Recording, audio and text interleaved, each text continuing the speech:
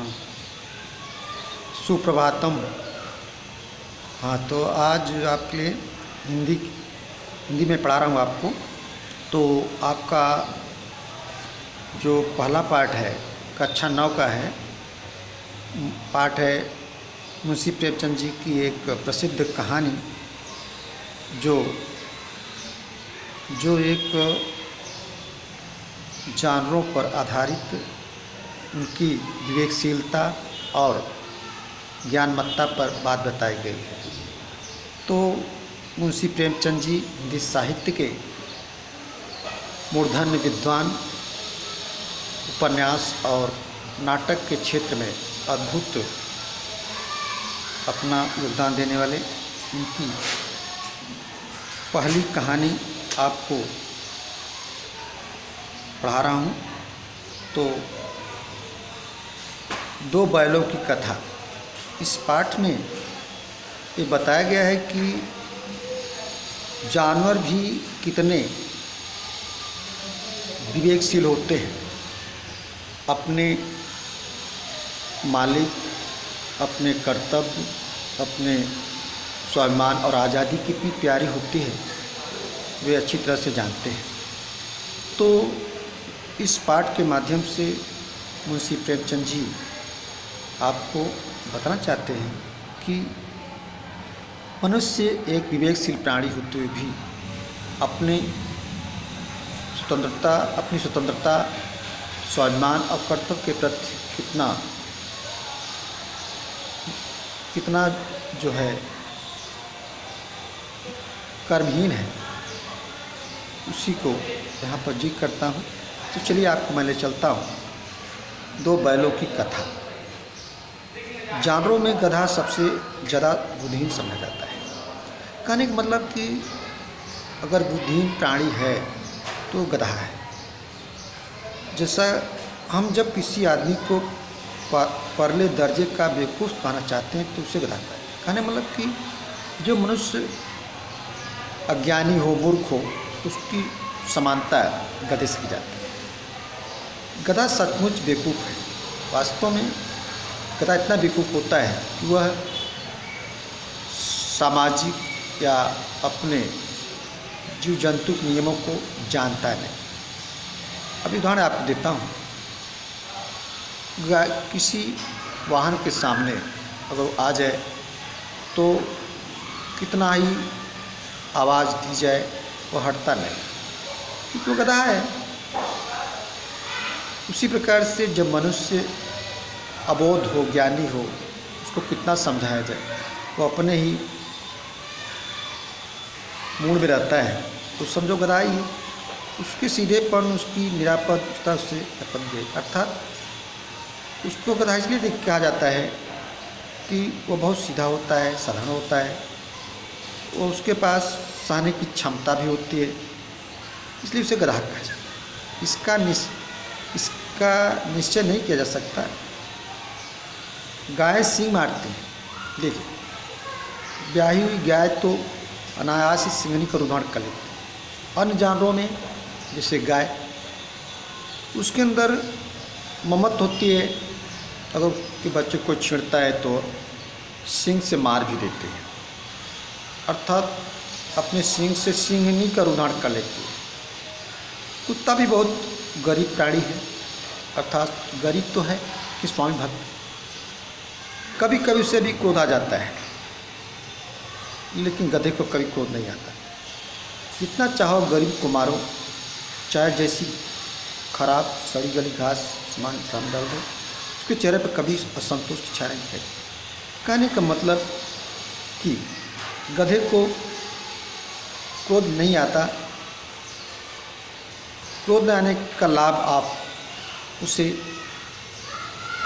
उसे ले सकते हैं। उसके सामने सड़ी गली घासें डाल दो, लेकिन उसके चेहरे पर कभी असंतोष या निराशा दिखाई नहीं देगी। बैसाख में चाहे गधा बार बार कुलाल करता हो, अर्थात जेठ के महीने में जो एक विकट गर्मी का महीना होता है, घासें सूख जाती हैं, उसमें वो अगाध भाव से घास को चरता है और जब वो पीछे मुड़ के देखता है बड़ा खुश होता है कि हमने आज बहुत चर लिया है। उसके चेहरे पे एक विषाद अस्थायी से छाया रहता है। कहने का मतलब कि अन्य महीनों में, बरसात के महीनों में अगर गधा घास को चरता जाए और पीछे मुड़ के देखे तो हरियाली हरियाली होती है तो निराश हो जाता है कि मैंने तो भरपूर चरा नहीं। सुख दुख हानि लाभ किसी विशेषता में उसे बदलते नहीं देखा। कहने मतलब सुख क्या होता है, दुख क्या होता है, लाभ क्या होती है और हानि क्या होती है, वह अपने आप को समझ नहीं पाता। ऋषि मुनियों ने जितने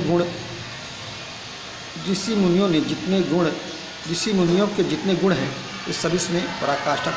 कहने मतलब ऋषि मुनि क्या शांति चाहते हैं, आराधता चाहते हैं, भक्ति चाहते हैं, उसी प्रकार से उसको भी शांति चाहिए। वह ऋषि मुनि की तरह एकदम शांत भाव से अपने जीवन के रास्ते पे चलता रहता है।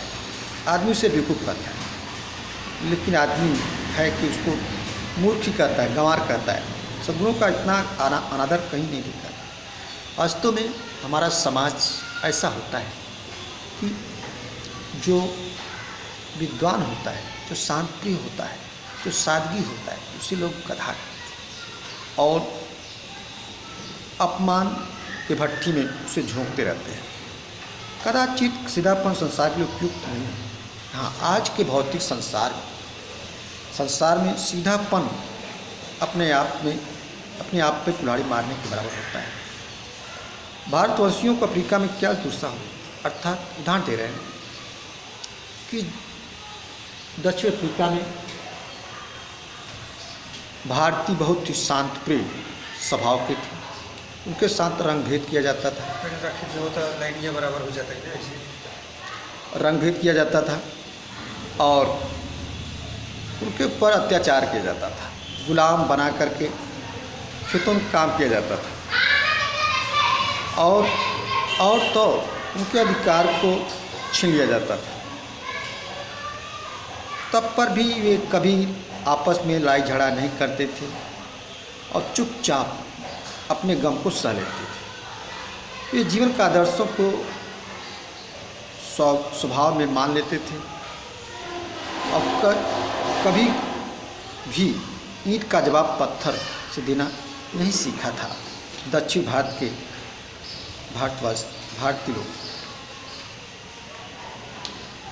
जापान की मिसाल सामने है। एक विजय ने उसे संसार को सब जातियों गण बना। कहने मतलब आपके सामने भारतीयों की तुलना जापानी लोग के उस आक्रोश, उस संघर्ष की कहानी है जो उनको एक सब जाति के रूप में पाणित कर दिया। तो इस प्रकार से हम कह सकते हैं कि भारतीय लोग गधे के समान संशक्ति रखते हैं और अन्य जाति के लोग उत्साहित होकर के अपने विरोध का सामना करते हैं। लेकिन गधे का एक छोटा भाई और भी है, उसे हम उससे कम ही गधा है, वह है बैल। कहने मतलब गधे का छोटा भाई जिसे हम बैल कहते हैं वह थोड़ा विवेकशील तो होता है, कर्मशील भी होता है, स्वामी के प्रति वफादार भी होता है और किसी अपने मालिक के साथ खेतों में काम करता है और जो कुछ पाता है वो खा पी लेता है। कुछ उसी से मिलते जुलते अर्थ है बछिया के ताऊ का जो प्रयोग करते हैं। कहने मतलब कि उस बैल के दादा परदादा वो भी अपना गुण आने वाले संतानों में डाल देते हैं। कुछ लोग बैल को शायद बेवकूफ़ में श्रेष्ठ कहें, बेवकूफ़ों में श्रेष्ठ कहें, मूर्खों में श्रेष्ठ कहें। क्यों? क्योंकि मालिक को पहचानते हैं, जानते हैं, उनके कार्य करने को तैयार रहते हैं। बैल कभी कभी मारता भी है, कभी कभी नहीं मारता है। हाँ, बैल कभी कभी अपने सिंग का प्रयोग करके अपने क्रोध का इजहार करता है और तो कई रीतियों से अपना असंतोष प्रकट और एक तरीके से नहीं, अनेक तरीके से अपने क्रोध को प्रकट करने में सक्षम हो जाता है। जैसे खेतों में कंधे पर जुआ न लेना, खेत में ठीक से न चलना, कभी कभी तो अपने मालिक को भी हानि पहुंचा देता है। तो अब चलते हैं, आपको सारे विवरण देने के बाद आपको मैं कहानी पे ले चलता हूँ। झूरी काछी दोनों बैलों के नाम थे। झूरी के पास 2 बैल थे जिनके नाम थे हीरा और मोती। दोनों बड़े सुंदर, काम में चौकस, ऊंची डील, बड़े ही रोमांचित रूप में दिखते थे।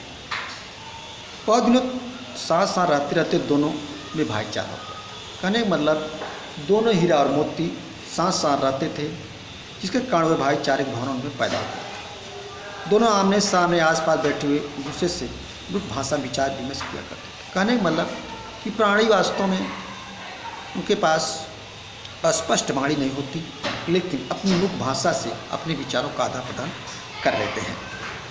इस प्रकार से एक दूसरे को मन की बात कैसे समझाता है हम नहीं कह सकते, लेकिन ईश्वर ने निर्मुख प्राणियों को भी विचारों का खजाना दिया है जो अपनी मुख भाषा में समझ आए। अवश्य उन्हें कोई ऐसी लुप्त शक्ति है, कहने मतलब प्रभु ने ऐसी शक्ति दिया है जो अपनी भावनाओं को दूसरे को समझाने और समझने में सक्षम हो जाते हैं। जिस जीवों में मनुष्य श्रेष्ठ होता है, लेकिन भावनाओं से वंचित होता जा रहा है। दोनों एक दूसरे के चाट कर, अर्थात दूसरे को प्यार करके, सूंघ करके, सींग मार करके आपस में अपने नाते को मजबूत करते हैं। उनके कभी कभी आँखों पर विनोद के भाव, आत्मीयता के भाव, दोस्ती के भाव और अपने संभाव को ही प्रकट कर देते हैं। इसके बिना दोस्ती कुछ हल्की सी रहती है। कहने मतलब इस प्रकार से दोस्ती का ताना बाना उनके अंदर गूंथा जा रहा था। गाड़ी हो या खेत हो, हर जगह अपने गर्दन खिलाकर आगे चलने को तैयार रहते थे। इस प्रकार से एक दूसरे को प्यार करते थे, जो कुछ पाते थे खा लेते थे, एक दूसरे को चाट चूट कर उनकी थकान मिटा देते थे। इस प्रकार से उनका जीवन चल रहा था। तो सौ की बात हुई कि एक दिन झूरी का साला बैलों को लेने आया तो हीरा और मोती समझ गए कि कोई व्यापारी मुझे खरीदने आया है, और उन्हें बड़ा बुरा लगा। लेकिन झूरी के साले गया को घर तक ले जाने में खून पसीने आ गए, अर्थात पीछे से हाँकता तो दाएं बाएं भागते। इस प्रकार से रास्ते उसे परेशान करते चले गए। अंत में बैल वाणी तो नहीं होती, स्पष्ट वाणी तो नहीं होती, लेकिन मन ही मन सोच रहे थे कि आप सोच रहे थे, अपने मालिक को कोस रहे थे कि मैंने क्या गलती किया, आपने मुझे दूसरों को हाथों थोप दिया। क्या सेवा करने में कोई कसर बाकी थी? इतना मेहनत करता हूँ, आप जो कुछ देते हो मैं खा लेता हूँ, मैं सब कुछ आपसे कहने को तैयार रहता हूँ, लेकिन आपने किस जालिम हाथ आपने भेज दिया। संध्या का समय था, दोनों नए स्थान पर पहुँचे, दिन भर के भूखे प्यासे थे, नाद में लगा दिए गए। एक ने मुँह नाद में डाला, एक ने मुँह नहीं डाला, और पराया घर समझ करके कि जो वास्तव में वह घर बेगाना जैसा लग रहा था। दोनों ने अपनी मुख भाषा में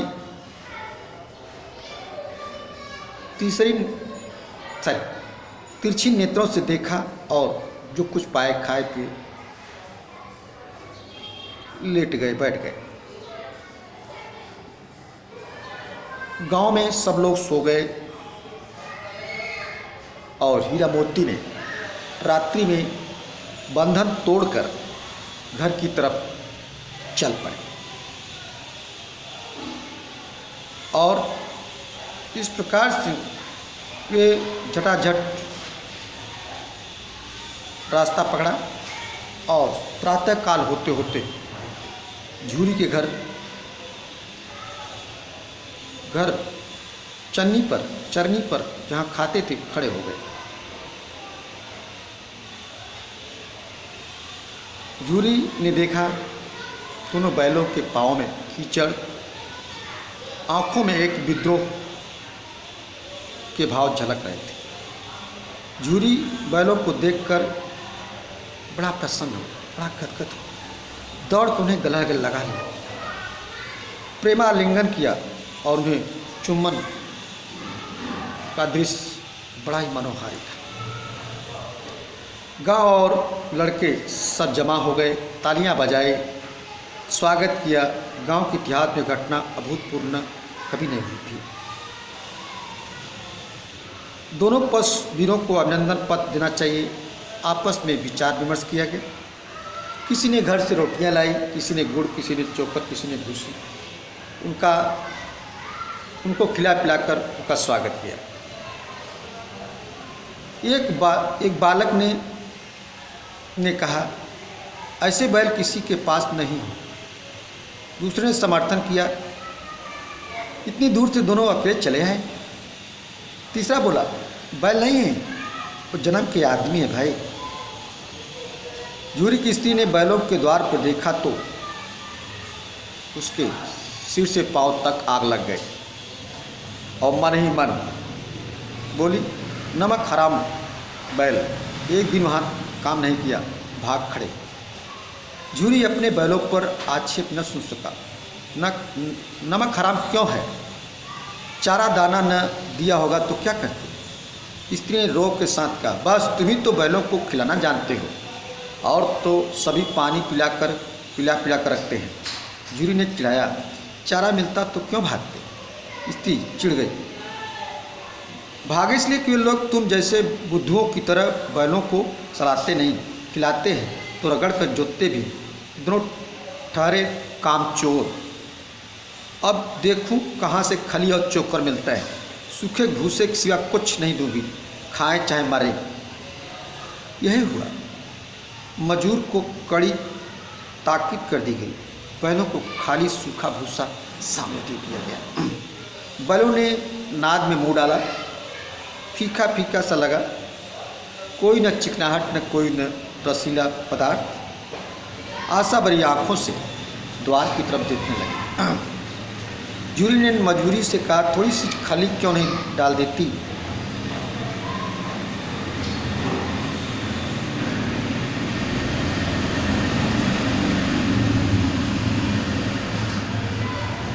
झूरी ने बड़े ही अनमने भाव से कहा। दूसरे दिन झूरी का सलाह आदम अब कि उसने दोनों को गाड़ी में जोता। दोनों बैल गाड़ी में जुट गए और उनके अंदर एक विद्रोह की ज्वाला भड़क रही थी। हीरा धक्का दिया खाइम गिराने के लिए, मोती ने धक्का दिया खाइम गिराने के लिए। हीरा ने संभाल लिया क्योंकि बहुत सहनशील था। संध्या समय घर पे दोनों पहुँचे और मोटी मोटी रस्सियों से बांध दिए गए। सूखा भूसा डाल दिया और दोनों बैलों को खली चुनी सब कुछ बंद कर दिया। दोनों बैलों का ऐसा अपमान कभी नहीं हुआ था। झूरी नी फूलों की छड़ी से भी नहीं छूता। उसकी टिटकार पर दोनों उड़ने लगते। यह मार पड़ी आहत सम्मान की व्यथा थी ही साथ में, लेकिन झुरी के साले ने उनके सामने सूखा भूसा डाल दिया। नाद की तरह आग तक न उठाए। दूसरे दिन गया ने बैलों को हल में जोता, पर इन दोनों ने जैसे पाँव न उठाने की कसम खा ली हो। वो मारते मारते थक गया, पर दोनों पाँव न उठाए। एक बार जब उस निर्दयी ने हीरा की नाक को खूब डंडे जमाए तो मोती का गुस्सा काबू से बाहर हो गया। हल लेकर भागा, रस्सी जुआ सब टूट कर बिखर गया। गले में बड़ी बड़ी रस्सियाँ न होती तो दोनों पकड़ में नहीं आते। मोती ने उत्तर दिया, तुम्हारी इसने जान ले ली थी, अब की बार मार पड़ेगी। पढ़ने दो यार, बैल का जन्म लिया है तो मार ही खाना है। गया तो दो आदमियों के साथ दौड़ा आ रहा था। दोनों के हाथ में लाठियाँ थी। मोती बोला, कहो तो दिखा दूँ मजा, चखा दूँ। हीरा ने समझा, नहीं भाई खड़े हो जाओ, मुझे मारेगा तो मैं भी एक दो को गिरा दूँ।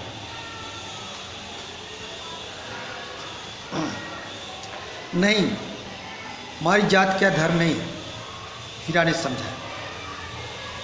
मोती दिल में ऐंठ कर रह गया और दोनों पकड़ लिए गए। उस वक्त उन पर मारपीट तो नहीं पड़ी और लोगों ने समझाया कि ऐसा करना अच्छी बात नहीं है। आज दोनों सूखा रूखा पाए चुपचाप खड़े रहे। घर के लोग भोजन करने लगे। एक छोटी सी बेटी, छोटी सी लड़की निकली और